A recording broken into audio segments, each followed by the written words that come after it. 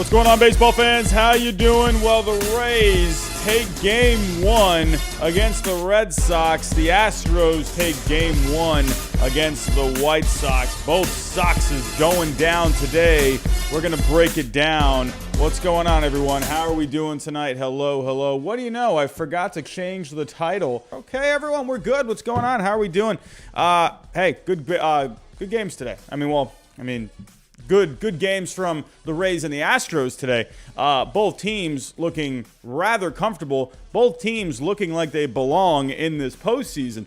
The Astros looking comfortable right from the start. The Rays looking like just comfortable from the start. The Red Sox and the White Sox both looking completely outmatched. But we're going to break it down. We're going to go over the box scores. We're going to look at Baseball Savant. We're going to look at some of the advanced analytics as well. I got my notes all ready. We're going to preview the games for tomorrow. And yeah, so we're getting into it. But before I do get started, I got the cheap plugs. What can I say? I'm sorry. But if you are new, hit that subscribe button, hit that like button for me, hit the bell button, share this stream if you can. This channel also has memberships. If you are interested, go find the join button on the home screen. And also, we're partners with Dr. Squatch Soap. So if you are looking to maybe smell a little better than you already do, go check out the link in the description. Get 10% off your first order. So everyone, let's just get into it here. Hey, bummer of a game for my Red Sox tonight. And to be honest, I'm not surprised. I picked this team, this Rays team, to win it all this year. That's my pick.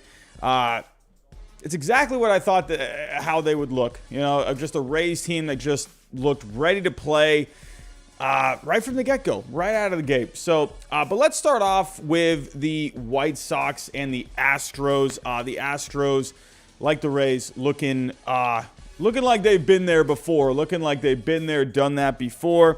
So, 6-1 final for the Astros today. Pretty much right from the get-go, right from the second inning, scoring first.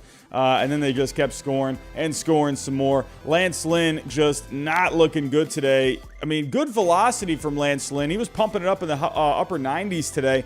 But overall, just very hittable. He was missing his spots. They were hitting him hard, an average of 91.5 miles per hour on the exit velocity from the Astros hitters today. They were seeing him well. The big thing with me with Lance Lynn today, we all know Lance Lynn. He's he throws a ton of fastballs. He's going to pump the fastballs in there. But the thing with Lance Lynn, you gotta mix in some off speed. With this Astros offense, the best offense in all of Major League Baseball this year, sure, maybe they were kind of up and down at times. The Astros would score in bunches, but overall, these Astros hitters are phenomenal.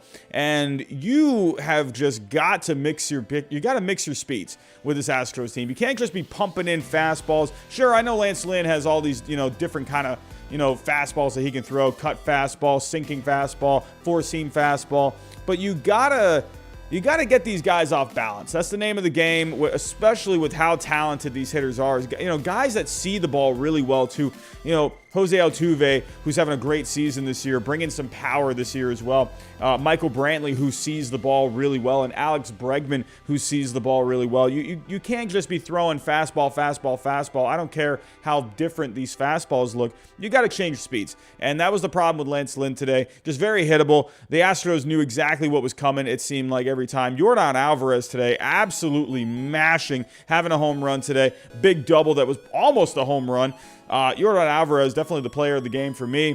But for the Astros, you just had a lot of guys contributing. Jose Altuve, 1 for 4 today with a walk. Michael Brantley quietly having a good game, 2 for 4 with 2 RBIs. Alex Bregman contributing as well.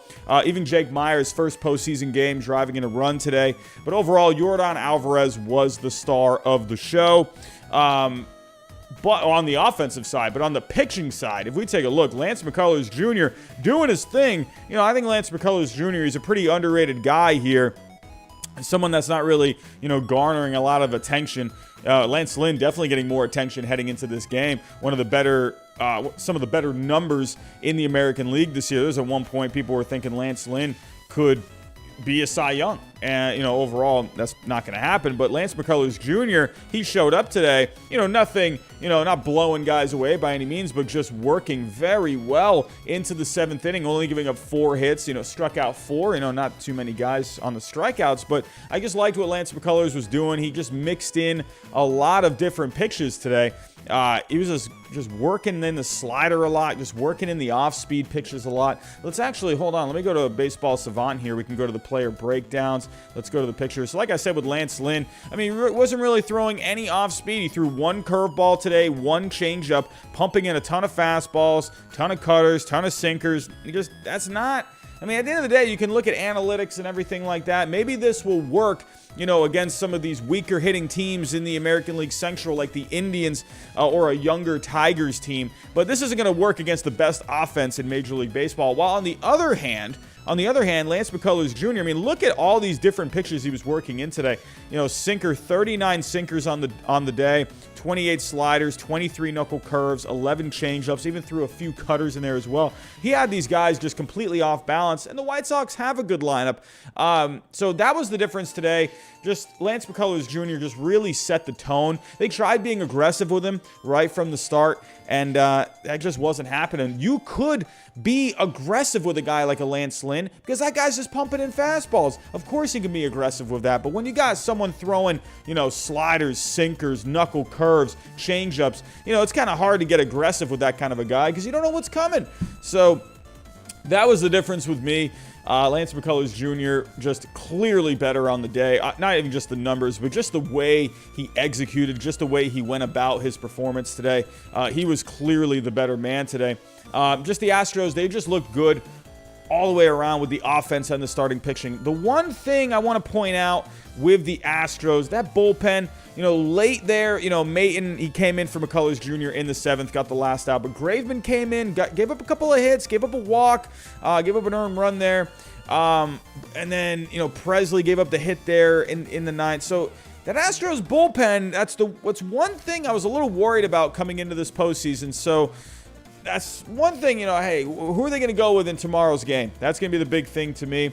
But speaking of tomorrow's game, let's take a look at that. So with the Astros, a 1-0 lead going into Game 2, we got a pretty good pitching matchup tomorrow as well. We got Lucas Giolito going for the White Sox, Framber Valdez going for the Astros. Framber Valdez having an underrated season. The thing with this Astros pitching staff, they don't got the Justin Verlander. They don't got the Garrett Cole. They don't have like these, big time, big name starting pitchers, but they got guys that can make their starts, that can get through innings, and they just got pretty solid numbers all the way around. And Framber Valdez, he's a guy where he showed last year in the postseason. He was pretty good.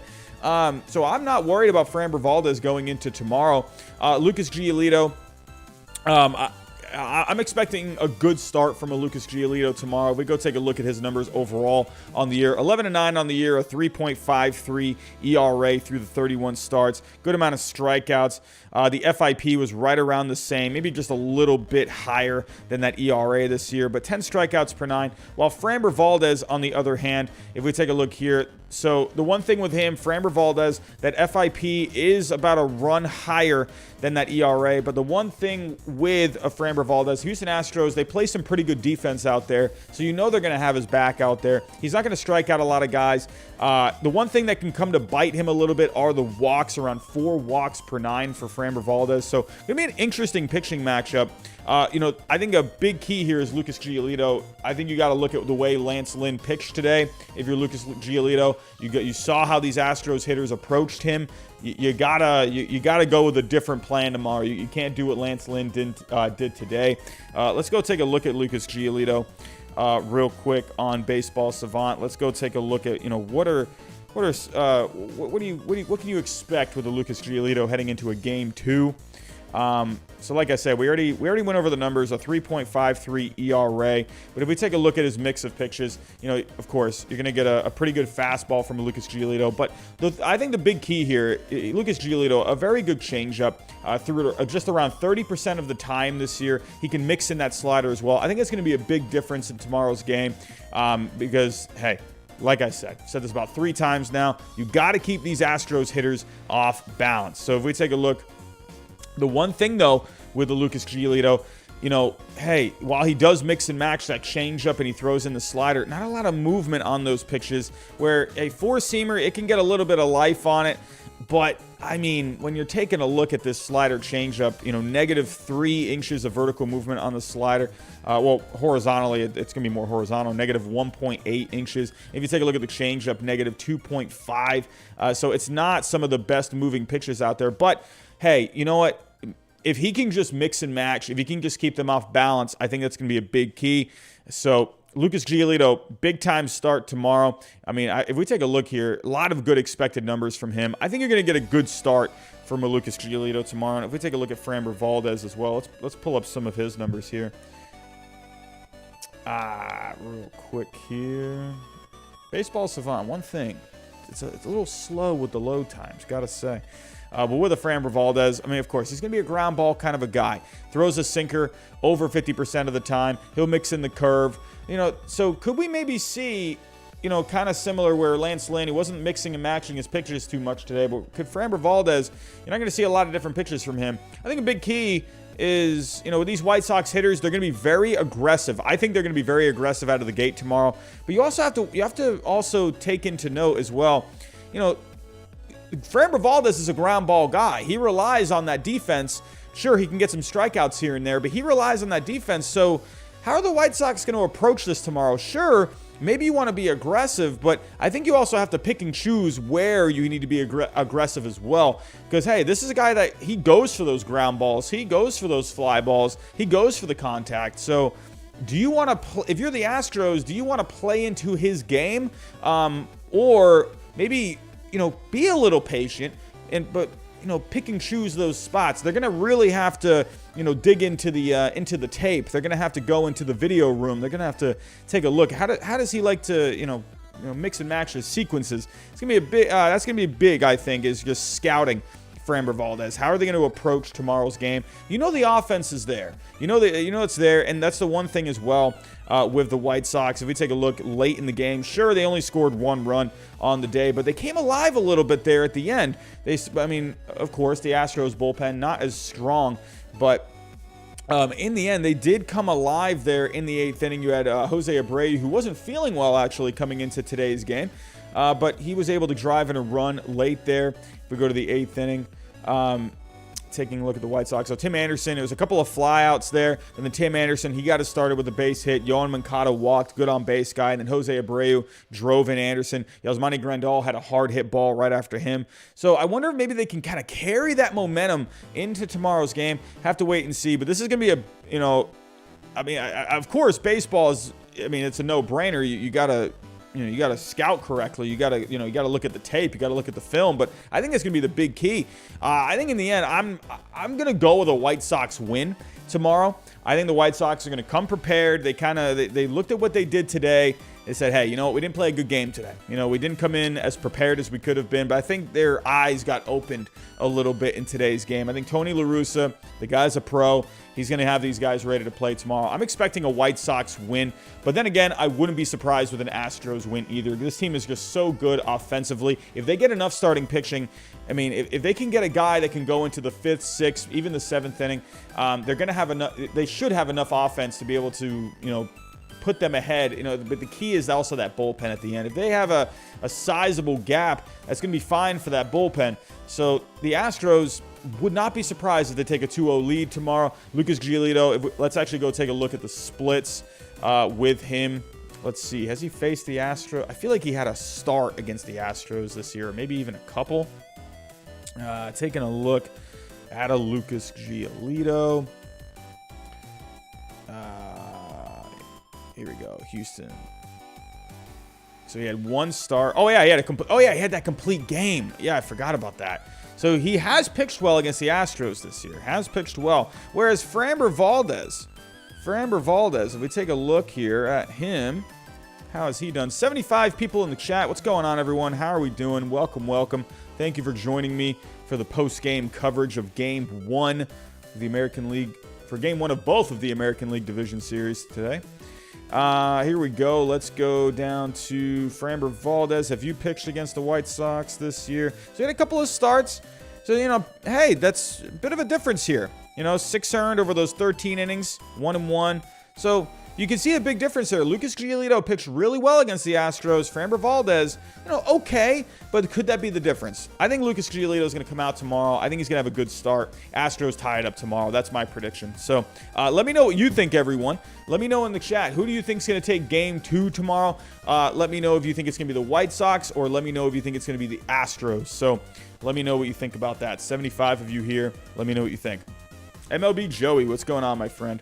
So while you guys are letting me know who you think is going to take Game 2, let's get into my Red Sox going against the Rays. And again, I'm not surprised. This Rays team, they're so good. They're so good. I picked this team to win the World Series this year. And, everything just looked good for the Rays tonight. They just had so much energy. I think the big difference in tonight's game, you know what I think the big difference was? I think it was Randy Arozarena and Kike Hernandez. Randy Arozarena, he was the spark plug for this Rays team today. Kike Hernandez, 0 for 4 out of the leadoff spot. To me personally, when you see a Kyle Schwarber going 2 for 4, I think you need to have Kyle Schwarber lead off. He's done well in that spot.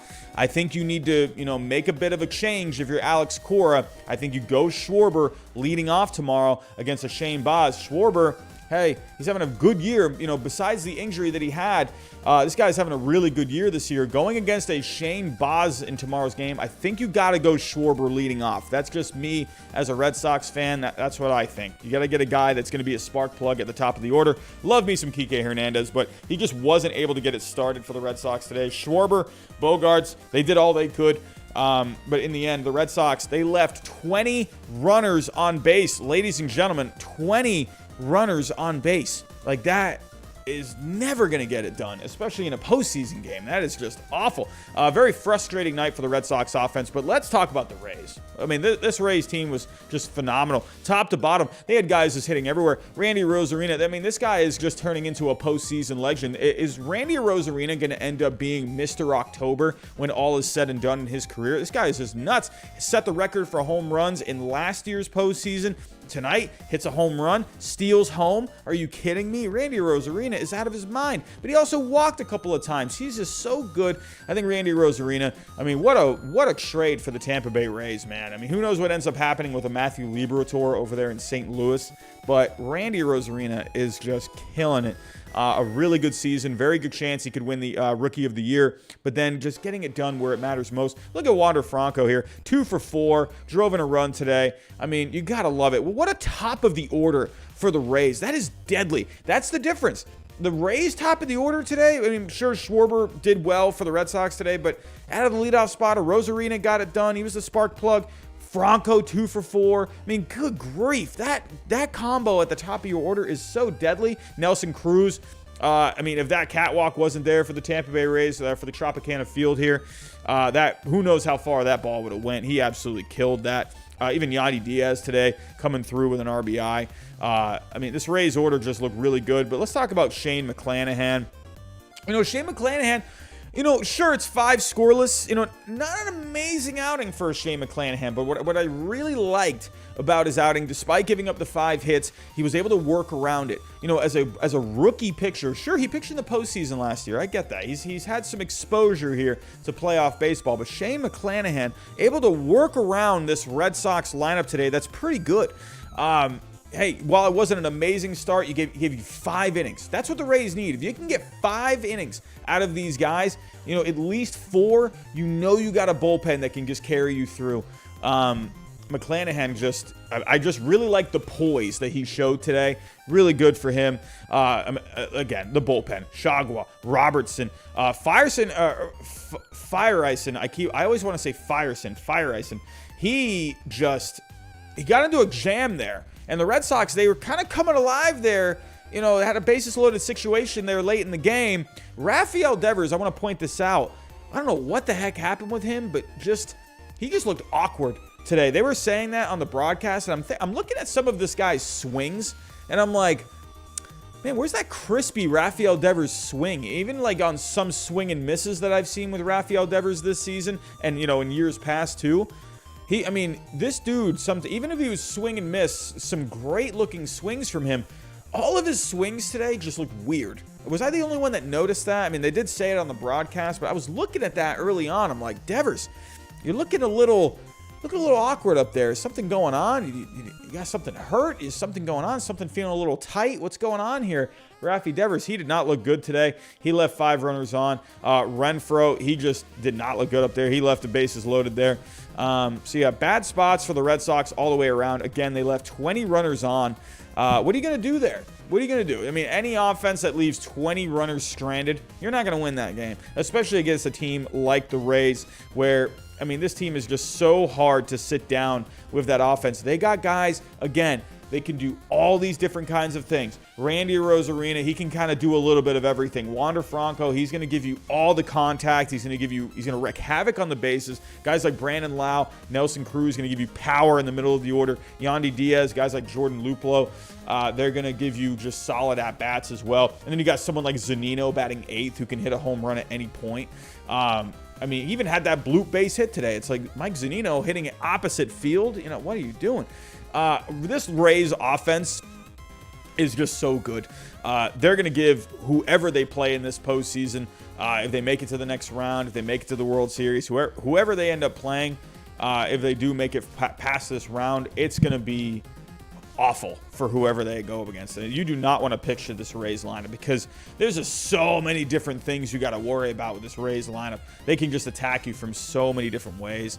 But for tomorrow, we got Game 2. I am going to Game 2. Everyone, ladies and gentlemen, I am 0-2 in live games this year. I have a loss on the road in Tampa, and I have a loss at Fenway. Can maybe I take my losing record and maybe help out the Red Sox tomorrow at Tropicana Field? I'm pretty excited. This is my first ever playoff game. Here's what I'm going to do tomorrow, everyone. If I get back at a good time, so the game's at, I believe, when's the game at tomorrow? It's at 7 o'clock, actually. So if I get back at a good time, I got to drive for like an hour and a half. So if I get back at a good time, I might go live tomorrow. I might. If I don't go live tomorrow night, expect maybe Saturday morning. That might be a little bit more realistic. But you know what? I might be revved up tomorrow night. I might be still having a lot of adrenaline. So I could very well go live. You got a late West Coast game on tomorrow with the Dodgers and the Giants. So I'll let you guys know tomorrow night. But pretty excited to go to this one for tomorrow. I mean, you got very just opposite pictures here. Both have just great stuff. Obviously, Chris Sale, some of the best stuff in the game from the left side. Veteran, Shane Baz, great stuff. Rookie from the right side. I mean, what an interesting pitching matchup. Really excited to see. I'm actually very excited to just watch Shane Baz pitch live. I mean, that's going to be a treat, honestly. Sure, I'm going to be, obviously going for my Red Sox tomorrow, of course. But I'm excited to watch these Rays hitters. I mean, I went to their game on July 31st, and I mean, sure, it was awful just watching this Rays team just shellac my Red Sox that game, but it was a pleasure just watching that lineup just hit. But either way, first playoff game ever tomorrow. I'm pretty excited. I can't lie about that. So we'll have to wait and see. But Chris Sale, Shane Baz, very interesting. What's going to happen with Chris Sale tomorrow? I still think this is a guy where, I mean, I love what he's been able to do coming back from Tommy John this year. I still feel like he needs a spring training. He needs an off season. He needs a spring training. There's something about, when you come back from injury and you can contribute, that's great. But when you go into an off season normal, not hurt, that's a really nice thing. I still think Chris Sale needs that to fully get back to what he was.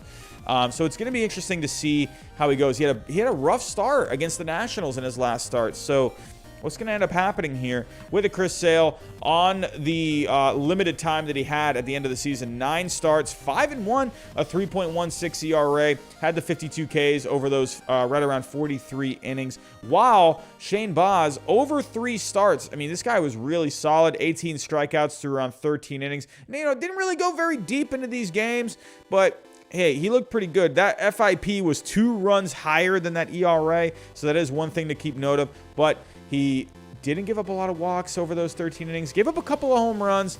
So I have to keep an eye out for that. Will the Red Sox, jump on him? That is something I could see the Red Sox doing tomorrow, and that's where I think they need to go with a Kyle Schwarber in the leadoff role tomorrow. I think you got to be aggressive against Shane Baz tomorrow. But what I really like about the Rays is that got a gnat flying around me. But what I really like about Shane Baz, the Rays going with him, is that they're just fearless. They are just fearless. They're going to throw whoever they feel like has got the most talent. Who cares about their age? Who cares about their experience? I love this. I mean, this is great. That's what I like about the Tampa Bay Rays. I like that they don't care what other people think. They're going to do their own thing, and they're going to throw the best guys at you. They're going to throw the best guys they got at you, just regardless of how much experience they have or how old they are. So, really excited for this matchup tomorrow. I think it's going to be good. Again, I think for the Red Sox, the key, you got to be aggressive early on. You got to get off to a good start.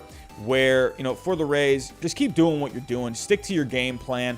I think for the Rays, don't be switching anything up. I mean, Chris Sale, sure, you got some righty hitters in this lineup for the Rays that maybe you can, really try and jump on Chris Sale early on. So, look out for, some of these guys in this lineup. Let me actually go back to the box score. Let me look at the Rays lineup from tonight. But someone like a Randy Arozarena, I'm pretty sure they're going to keep him in that spot. Don't forget Wander Franco, switch hitter. Nelson Cruz, that's a big matchup right there.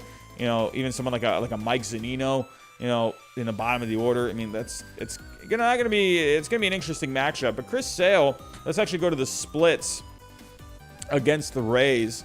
I think he had one start, maybe two. I can't fully remember. I know he had at least one start against the Rays. I can't remember if he had another one. Taking a look. So, yeah. Oh, yeah, he had two starts. That's right. So, he did pitch pretty well against the Rays this year during, the couple of starts that he had. Over those 9 2/3 innings, gave up 3 earned runs, only 3 walks. He had 9 strikeouts. So, I think in the end, I think Chris Sale, he's going to give you a start that's going to keep you in it.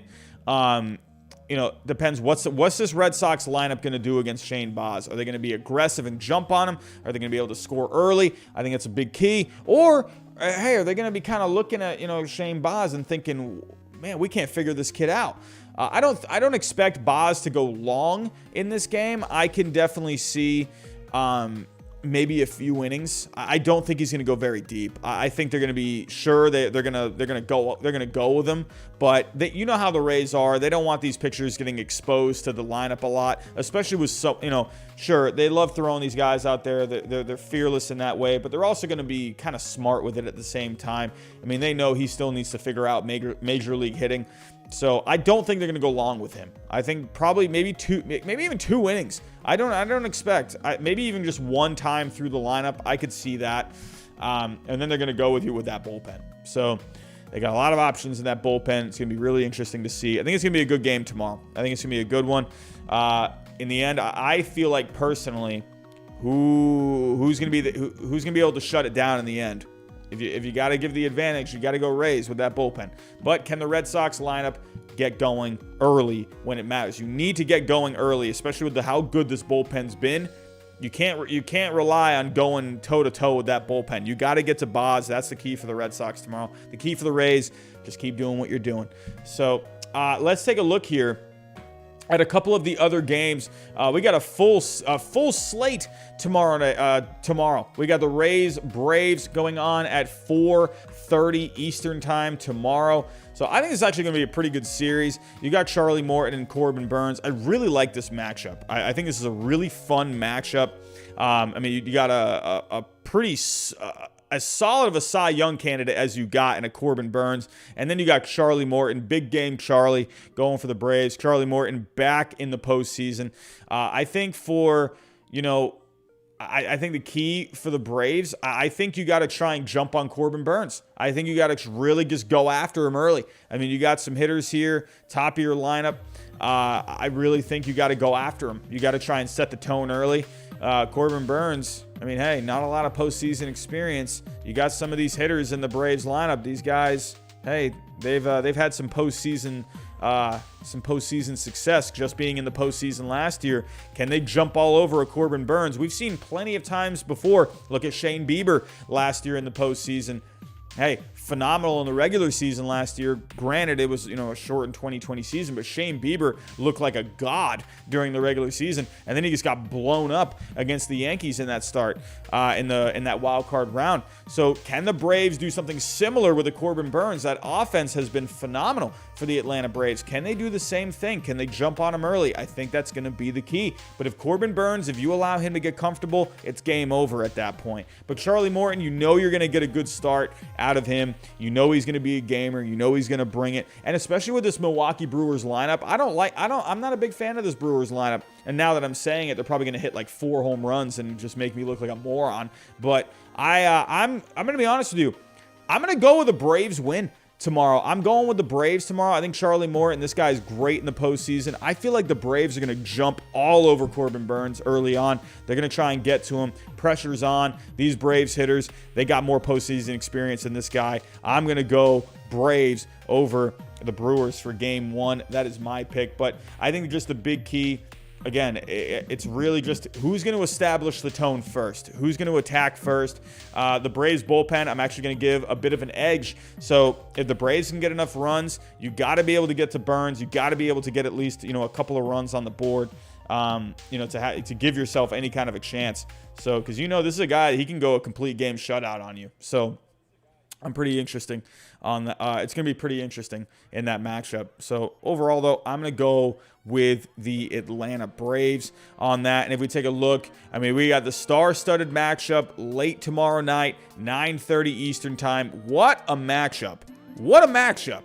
Walker Buehler, Logan Webb. Logan Webb has been phenomenal. I love that they're going with a Logan Webb. I thought it was going to be Kevin Gausman. That's kind of been their guy.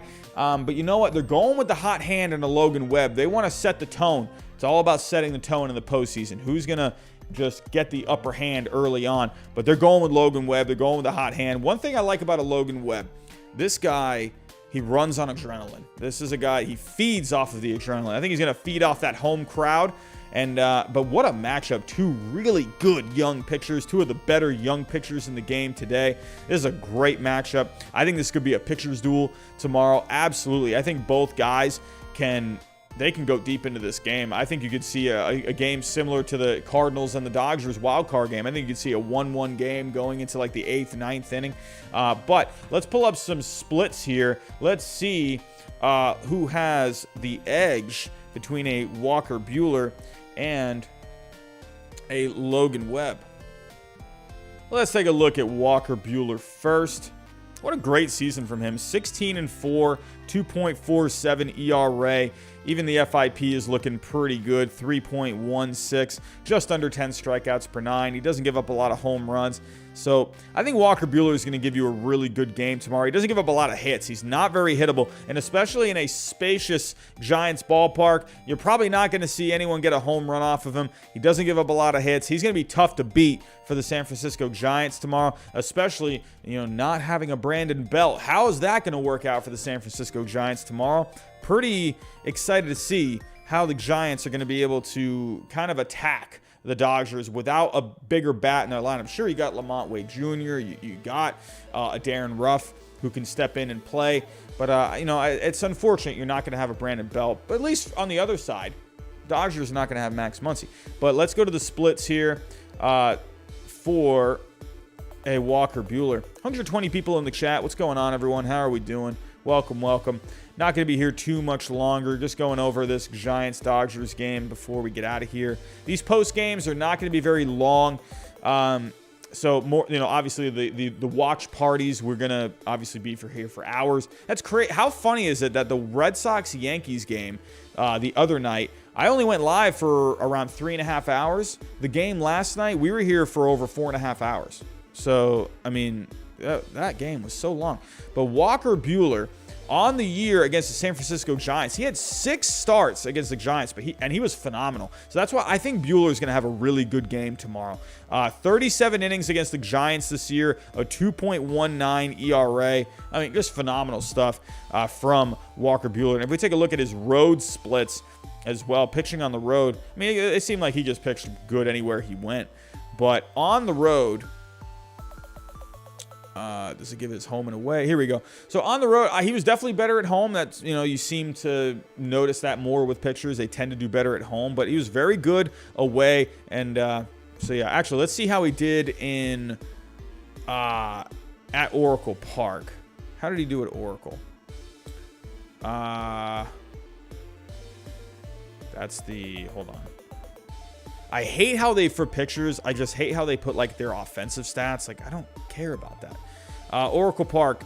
So, okay. So actually he had 3 starts there, a 3.71 ERA. So he was definitely better at home against the Giants. So that's something to keep note of. I think Walker Buehler is going to pitch a good game tomorrow. But Logan Webb, let's take a look at him. 11-3 on the year, a 3.03 ERA over those 26 starts, a 2.72 FIP. These two are very similar. I mean, if you really look at the numbers between these two, I mean, look at Logan Webb. 9.5 strikeouts per 9, 2 walks per 9, half a home run per 9. If we take a look at Walker Buehler, right around 9 strikeouts per 9, 2.5 walks per 9, just a little over half a home run per 9. These two are almost identical when it comes to the numbers. So, I mean, what a matchup! I mean, these are as even as you can get. But Logan Webb, how did he do against the? Oh, hold on, I'm on the splits. Let's go to the splits for Logan Webb. First off, so he's at home. So how did he do at home? He was 6-0 at home. He didn't lose. So he was at a 1.96 ERA at Oracle Park. So that's one thing to take note of. If we take a look at how he did against the Dodgers. So against the Dodgers, where are we at? He had 3 starts, 2.25 ERA. This guy was phenomenal. For my prediction for tomorrow's game, I'm going with Logan Webb and the Giants to take game 1. I think it's going to be a pitcher's duel. I think in the end, the Giants, they're very good late in games. I said that in my playoff preview. I said the Giants, they're very good late in games. Let me actually pull up that stat one more time for you. Taking a look at the Fangraph splits. So take a look at the team stats, the batting, looking at the high leverage situations, 6 inning on. So yeah, the Giants this year, they ranked, wait, what did I just do here?